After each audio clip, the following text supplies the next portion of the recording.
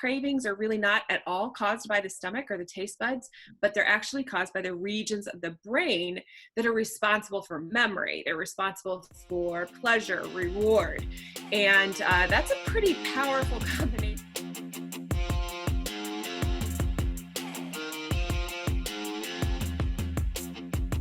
Hey there, Empowered Vegan Lifers. This is Ella, and I'm here with my co-host, Stephanie. What is up with you today, Stephanie? Hey, Ella, tell me how you are. Oh, I'm doing fantastic. It is summer here in Miami. Hot. It is hot, but you know what? I like it. Another reason we're a good couple, we represent a great couple. so much of the population. We do. We represent the heat. What do you call that? Why can't I think of the word? What do you mean? The hot states. There's like a word for it, right? We represent the people who love climate. The climate.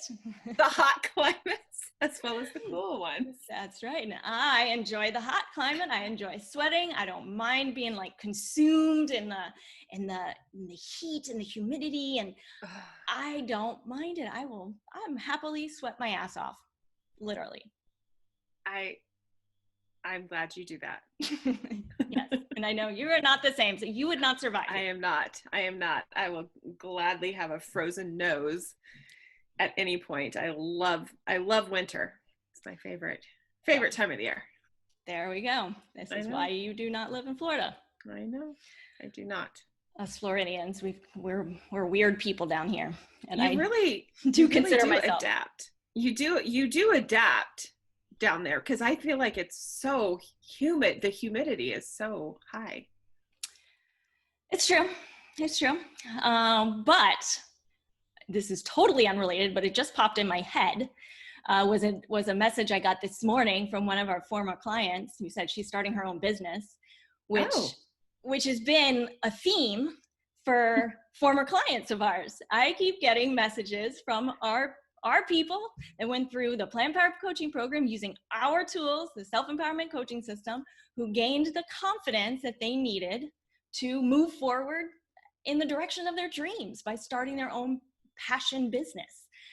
So I just want to celebrate that for a moment, because that, as an entrepreneur, that just makes my day. Yeah, that's so true. It really seems like once you peel back those layers and really build that self-confidence, then you can really think about things other than stability and a paycheck and all of those things that go along with getting stuck in a career that doesn't necessarily suit you. So this is exciting news. It is.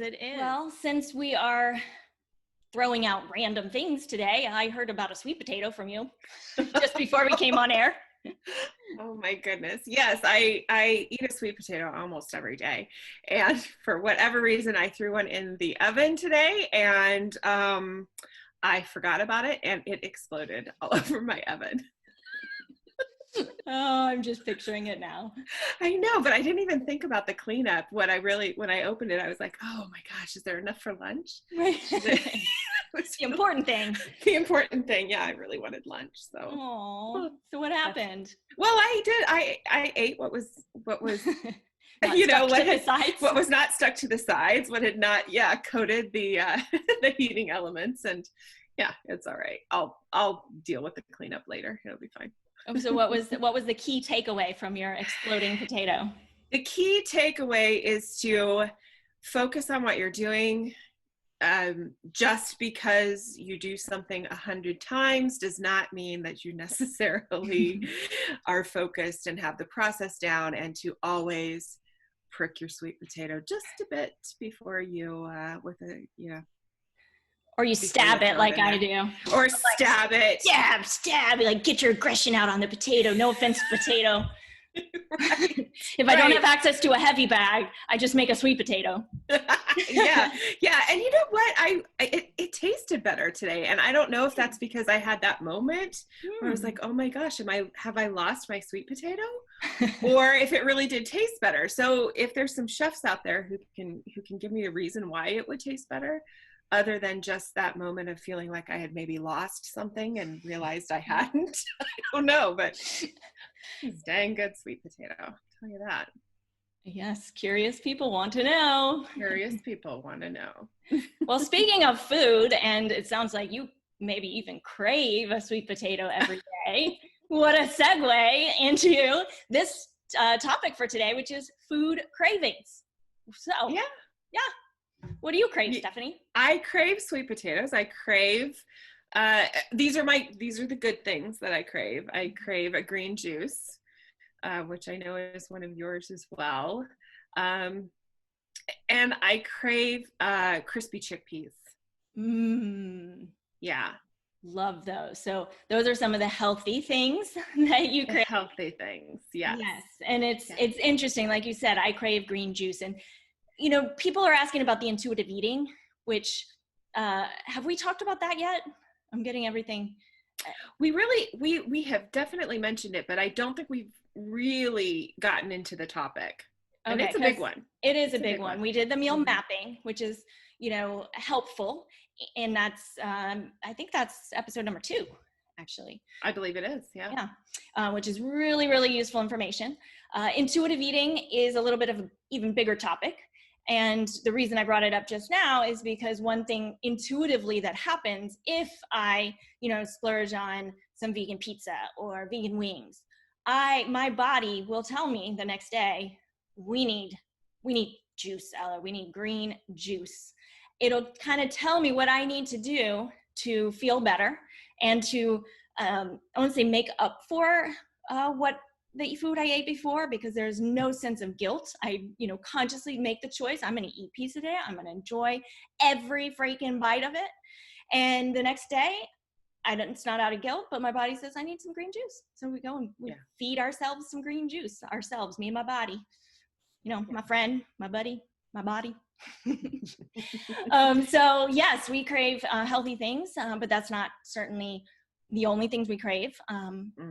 Although, I really don't have a ton anymore. I do crave the healthy things now. And I have a past history. I don't know if you guys know my peanut butter addiction from back in the day. And I was addicted to coconut milk ice cream for a while. Granola. Yep, I had to have a granola intervention thanks to a friend of mine.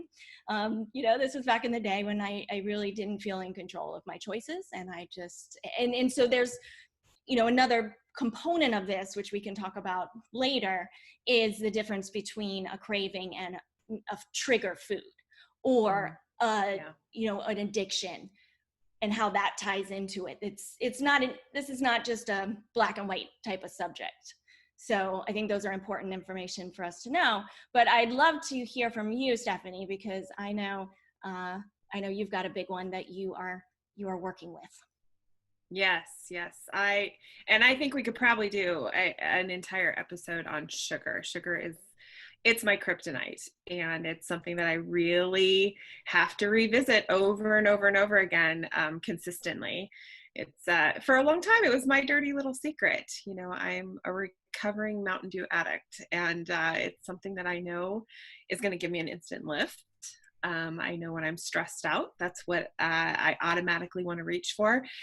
And it really, that really leads us into our discussion on cravings today, because there are so many addictive properties to foods that we consistently crave. Yes. And sugar's one of them. Sugar is definitely one of them. And I guess so that I don't forget about it later, I will let everybody know, you guys, that it was a few years ago that I successfully detoxed from sugar, and to the point where now I don't want it. There is no craving. There is no willpower needed. It doesn't taste good to me anymore. So I throw that out there, not to brag, but to really let you know that there is another side. There is something to be said for really detoxing from sugar. And I do think when it comes to sugar, when you are going through the detox process, it's not a moderation thing that works with sugar, because it is so addictive. It's like, okay, an alcoholic, saying I can have a little bit of alcohol. It doesn't work. It doesn't work. Yeah. So I think you're Absolutely. right. I think we could have an entire show on sugar alone. But let's look at the general cravings, because we've got some great ideas and tips for you guys today listening. Yeah. Because often our cravings are for junk foods, processed Mm. foods, foods that are high in sugar and salt and fat. And this desire for these foods that don't nourish our body can be so intense and seem so uncontrollable, to the point that someone's hunger might not be satisfied until they get that particular food. And I say hunger in quotes because, do you guys ever get that feeling where you're full physically, but you want to eat, and there's still that quote hunger, even though your body's had enough fuel, and anything more will be actually uncomfortable, and yet you still feel that kind of that little emptiness, that something that you got to fill. And that's when Mm-hmm. we quote give in, right? Yeah. Yeah, exactly. It's, we're talking about that insatiable desire, just like what you said, when you know that you're full and yet you're still looking, and it's generally, it feels very uncontrollable. It is very, very intense. And most of the time they're biologically based, but not necessarily in the way that we think. There are some times that you crave foods for nutrients, but generally cravings are really not at all caused by the stomach or the taste buds, but they're actually caused by the regions of the brain that are responsible for memory. They're responsible for pleasure, reward. And that's a pretty powerful combination of forces when you really think about it. Memory, pleasure, reward. You remember things that were pleasurable experiences, and you reward yourself then with trying to replicate them.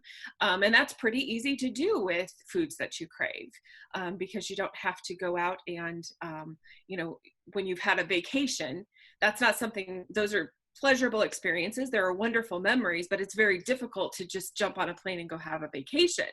Very, very easy to run to the grocery store and grab a Snickers bar. So it's very, very different. So we remember how these foods make us feel. We replicate their pleasurable experience, and reward that effort with that feeling of being satisfied. So it's a powerful combination. Lots of It's true. biology you're working against. Exactly. And it's amazing to me, and really just another miracle that is our bodies. Our brains are so good, so efficient at steering us to what is going to make us feel good. Unfortunately, though, this oftentimes overrides the centers of the brain that control our logic and reasoning. So it's easy to see how food cravings present a major roadblock to forming new, healthier nutritional habits that make up a healthy vegan lifestyle, right? Yeah, exactly. It can really put us in quite a loop, really. A couple of causes for the brain's reaction that produce the cravings are very intimately connected to that. And the first is the imbalance of hormones, such as leptin and serotonin, our feel-good chemical, along with our chemical that signals hunger and satiety. So those commonly craved foods really release those endorphins after eating, and that mirrors the addiction in several ways. So like you said at the beginning, they kind of cross over to one another when we're talking about cravings, addictions, and triggers. The brain is so efficient, and it knows how to make the body feel good. So it signals the craving to get the flow of endorphins, but after that flow, there's generally a crash. It doesn't last very long at all, and it can put you back into a loop of then looking for something that's going to make you feel good again. And it can happen rather quickly. Absolutely. And I have a little side note, Stephanie. You guys listening, I have an admission to make, a little confession. I don't know how to say the word satiety. How do you say that word? I've been using it for years, and I kind of, when you don't quite know how to say a word and you kind of go through it real fast, like satiety, and then you just keep going, even though you don't know if you said it right. And I don't know if my mouth is capable of saying it right. Do you know, Stephanie? Well, I can tell you, I always have to think about it. Okay. Like, I know that that's the word I'm going to say. And then sometimes I try to get around it. I'm like, okay, I feel like I'm saying it right. I know that I'm saying it right, but I feel like it might come out wrong. I feel like sometimes my mouth doesn't necessarily have good control of my words. And so sometimes I try to find words that are going to be, synonyms. Yes, I try to do the workaround as much as I can. But how do you say it? Will you say it? Satiety. Satiety. Satiety. We should probably look it up. What if I'm saying it wrong? I had to just throw it out there. It's one of those things. I think I've been hiding in shame that I don't know how to say that word. Oh my gosh, I feel like should we do it? What is that thing that you taught me about on was it Google?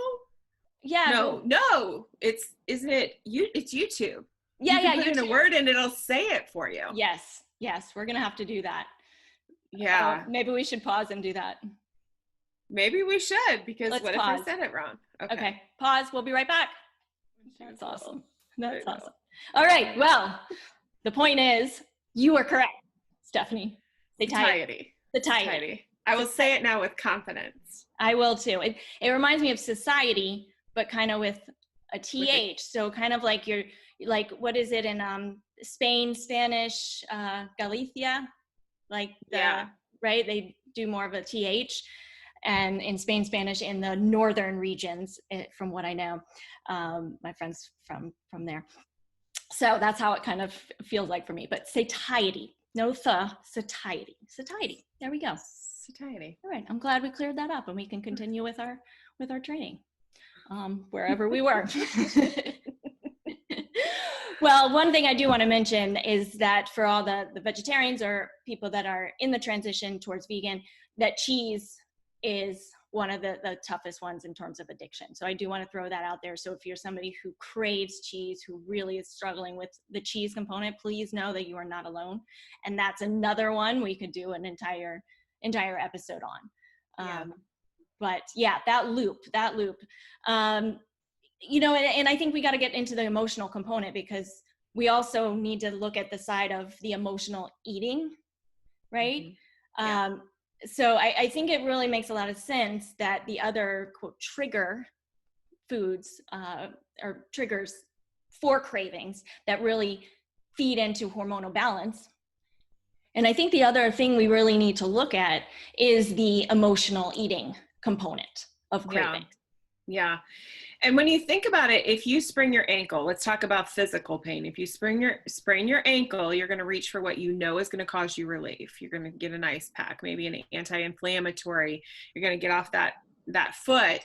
But in terms of emotional comfort and relief, you're going to go to those things that you know are going to bring that to you. It's back to the memory, pleasure, and reward. And if you know that your brain knows intuitively that those things are going to give you relief, no matter how temporary it is, then that is really the cause of comfort eating, is you're really reaching for those things to bring you that relief. Exactly. And as temporary as that relief is, junk foods that are high in salt and fat and sugar, they do fill that quick fix need. And we're so used to doing it. And it allows us to numb our emotions. It gives us a distraction, mm-hmm. right? And we get just so accustomed to doing it that it is a part of our subconscious, Mm-hmm. Yeah, so much so.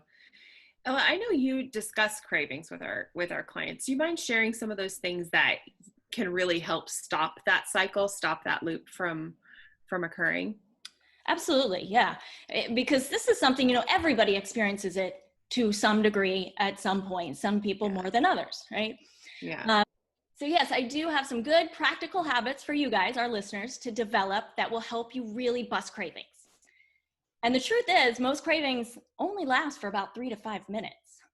So, it's really about moving past that 3 to 5 minutes so that you are making the healthier choices in those moments. So first, you want to ensure that you're staying hydrated. So the first thing first, we got to take a pause. Mm-hmm. right? So first thing first is when you have a craving, instead of mindlessly moving into action, and we talk about this all the time, and we're not going to stop, no matter how annoying it might be. We're not going to stop talking about the self-empowerment coaching system, because worked into this system is that power pause. We need to take a step back. We need to acknowledge what's going on, that we're having a craving, and this is something that's habitual at this point, and I'm going to stop and make a conscious choice instead of going mindlessly forward, right? So one thing that you can do is to drink a big glass of water. Hydration is so important to our bodies that it can affect not only the way our bodies perform physically, but also the way we handle stress and emotions. So grabbing a glass of water, you might feel after you drink that water that the craving fades away. And, you know, a lot of theories show that we might mistake hunger for thirst. Yeah. So what you're feeling may not even be hunger. It may be that you're thirsty. So this will help you determine that, number one. Number two, distance yourself from the food you might be craving. Seems pretty simple, right? In order for you to delay, create that distance by, you know, going for a walk or calling a friend. Sometimes if we can step away, like you said, just 5 minutes, things will change, things will shift, and we won't have that craving anymore, especially if we distract ourselves, especially if that's the point of the food is distraction, if we can distract ourselves in a healthy way. So when that craving hits, we take a pause, and you really want to set it up your life so that it's inconvenient, so that you have to, you know, it takes 5 minutes to get to that food. In the meantime, maybe, you know, the craving just goes away. One thing I do, Stephanie, is organize my refrigerator in a non-traditional way. Oh, yeah. I like that. Yeah. So I organize it, you guys, so that as soon as I open up the refrigerator, the things that like scream at me are all the healthy things that I want to eat. So nice. In the drawers, you know, that's where I kind of hide in the back of the drawers, things that might be a little more of a trigger for me. For me, butter, and I'm talking, of course, about vegan butter. But vegan butter is one for me that's still tough. Once I get started on the vegan butter, it's a craving. It's that fat, and it's not a good fat. It's not a healthy fat, we should say. We work on not saying good and bad foods. Food is just food. Each one has consequences, and some of the oils in a lot of those vegan butters are not healthy oils. I know Miyoko's does a coconut oil, which is, you know, on the healthier side, which is great. But we have to read the ingredients. That's right. Yeah. So I love that idea of inconveniencing yourself. And that's something that I do. I have to keep, and like we talked about earlier with the sugar, keep it completely away from me. No Mountain Dew can be in the house. Sweet chili Doritos happen to be vegan. That was something that I wish I had never learned. Pop-Tarts, I have to keep those all out of my house. And I know it's my kryptonite. So if I keep it here, it's going to be gone. And I have to really, really, if I don't have it here, then I have to really think about going to get it. So generally that means I'm going to have to put on a bra or put on some pants, find my card keys, you know, it just becomes a hassle, and the hassle becomes bigger than the craving in so many ways. Yes. I remember back in the day when I was addicted to granola. I think for most people that sounds absolutely ridiculous. Am I right in saying that? I have to tell you that the first time I knew that granola was one of your trigger foods, I was like, oh, dear God, if granola were only my trigger food. Yes. I was the luckiest woman in the world. Granola. Yes. But the thing is, the truth about granola is that, you know, and there are many different types of granola, so I'm generalizing here, but it's very dense. Yes. It's very dense. So what might be a cup of other cereals like O's, maybe even a cup and a quarter of O's, is a quarter of a cup of granola in terms of the calories and the density. Yeah. So, you know, we have to keep that in mind. So when I'm eating a cup or 2 cups, I mean, it does not make me feel good. So what I did was I still bought it in bulk, but I kept it in my trunk. And this was back in my crazy days, right? So, I'm just making jokes about that, but only halfway. But so at night, and night would be my tough time, and I know that's the case. How many of you out there, the evening, nighttime is the toughest time. Yeah. So once I get ready for, once I wash my face and put my PJs on, I don't want to walk outside anymore. I live in Miami Beach. It's, I see people, I walk out the door and I'm seeing people. So it was like, I set myself up, and, guys, that only worked so much. It wasn't until I actually did the mental and emotional work to figure out why I was so addicted to granola, because it wasn't about the granola. It wasn't about the food. It wasn't about the peanut butter that I could eat an entire jar of. This was not about the food. So right. That's when we talk about the emotional healing. That's why what we do in this podcast, sure, it's about creating a healthy vegan lifestyle, and which involves eating healthy foods. But that's the easy part. Mm-hmm. Unfortunately, really, if that was the tough part, that'd be no problem. That'd be pretty easy. So that's why we deal with these tough issues, And so we do got to another strategy is making it a hassle, especially during the process of working on the emotional mental piece. So in the process, knowing that maybe you're not there yet, you're not healed, you still have a lot of emotional work to do. In the meantime, make it tough on yourself to get to those foods, right? Yeah. And the next one, and really this is one that's foundational for thriving in life, and that's to create a self-care routine. Yeah. Managing your stress is going to be the best strategy for busting those cravings. Stress, I'm sure you've experienced, has the power to deplete us emotionally and physically. So the cravings that we get when we need that comfort, when we need that boost of energy, that's when we go for these foods. So good nutrition, good exercise, good sleep are the foundations of good self-care, because these are the most effective in managing stress. Mm-hmm. Now, I'm still working on the sleep part too, Stephanie. We're getting there. No, we're getting there. Stephanie, yes, I'm going to breeze past that one. We can talk about that. A whole nother episode. Nother episode. But Stephanie, you have a great strategy, I know, to share for when those cravings hit. Can you tell us about it? Yeah, I can. And this is a mindset strategy that is really just an extension of our self-empowerment coaching system. So do you know that this has that basis in this? It's just taking it a few steps further. So when you have cravings, there's really a couple of categories of cravings. There's specific food cravings, and then there's those non-specific cravings that we were talking about early in the episode, where, you just want to eat. This strategy works equally well for really shifting that mindset, and especially when that craving has an emotional component to it. So when you feel like eating, or you feel like eating a specific food, give yourself a little test. Ask yourself, would I eat kale right now? And you can fill in kale with something that is very nutritionally dense that maybe you feel very neutral about. For me, that's kale. For others, that might be broccoli, or fill in your blank there. That's something that is going to give you that nutritional punch, and ask yourself if you would eat it. If the answer is yes, go ahead and eat it. Eat the kale. If the answer is no, then you're probably not hungry, and you're lacking something nutritionally. Or maybe you're eating to suppress emotions, or some combination of those things. If you're eating to suppress emotions is any part of your answer in that why, then it's time to take a step back. Take that pause and suspend your judgment. Look at yourself and your situation with some compassion and curiosity, like we always say, and then ask yourself some questions.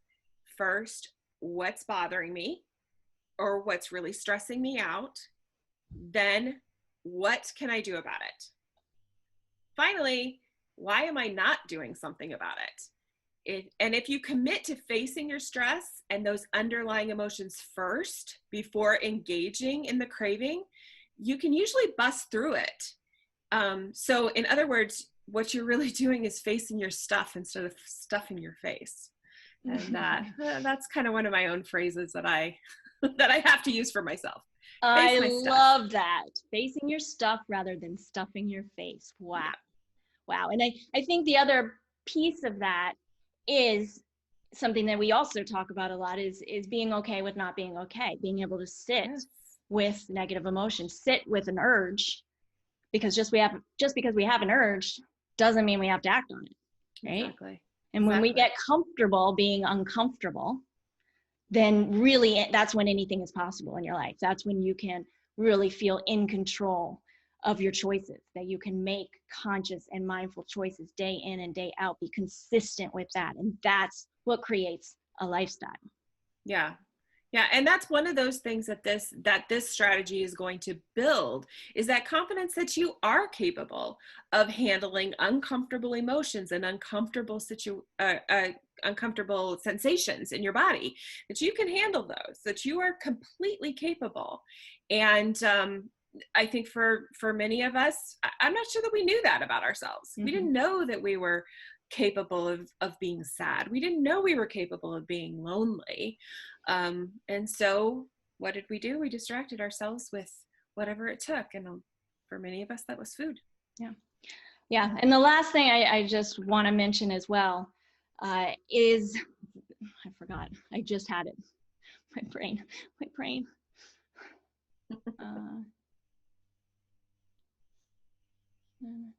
Okay. And the last thing I want to just throw out there is the guilt factor. If we do give in to our cravings, which happens, and it will happen, and it happens to me still, right? The thing that's going to make it compound the situation is when we feel guilty, when we do give into that craving. And it's going to reinforce the self-sabotaging cycle that so many of us get caught in. And then we feel guilty, and then we beat ourselves up. And then what do? We feel worse.